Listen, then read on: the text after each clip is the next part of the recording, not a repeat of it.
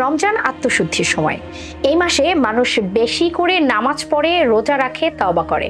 কিন্তু হাদিসে এমন কিছু কাজের কথা বলা হয়েছে যেগুলো করলে ইবাদতের সওয়াব নষ্ট হয়ে যেতে পারে।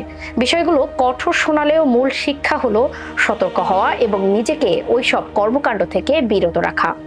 কোন কোন ব্যক্তির রোজা, নামাজ এবং তাওবা কবুল হয় না, বিস্তারিত থাকছে ডেস্ক রিপোর্টে।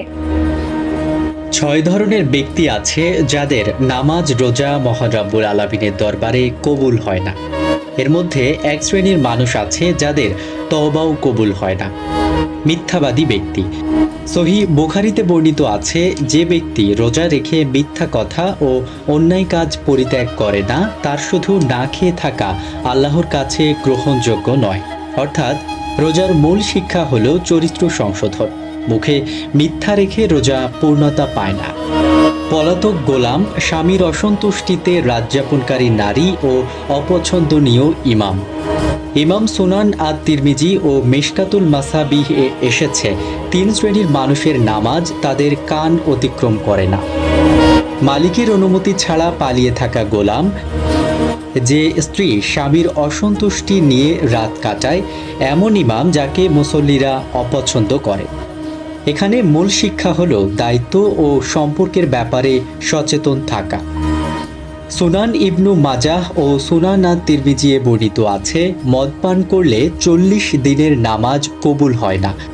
তবে ব্যক্তি যদি তওবা করে, আল্লাহ তা গ্রহণ করেন। বারবার একই গুনাহে লিপ্ত হলে শাস্তির ভয়াবহতার কথাও হাদিসে এসেছে।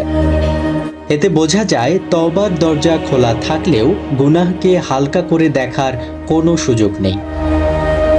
গণক ও জ্যোতিষীর কাছে যাওয়া ব্যক্তি। সহিহ মুসলিমে এসেছে, কেউ গণকের কাছে গিয়ে কিছু জানতে চাইলে তার 40 রাতের নামাজ কবুল হয় না। ইসলাম বিশ্বাস করে গায়েবের জ্ঞান একমাত্র আল্লাহর আছে, তাই ভবিষ্যৎ জানার নামে এসব চর্চা ইমানের জন্য ক্ষতিকর।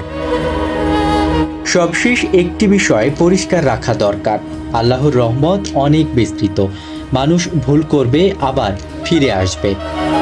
হাদিসগুলো আমাদের হতাশ করার জন্য নয়, বরং সতর্ক করার জন্য। রমজান হোক নিজের ভেতরটা ঠিক করার সুযোগ। শুধু রোজা রাখা নয়, কথা, কাজ আর নিয়তেও পরিবর্তন আনা। সেখানেই ইবাদতের আসল সৌন্দর্য।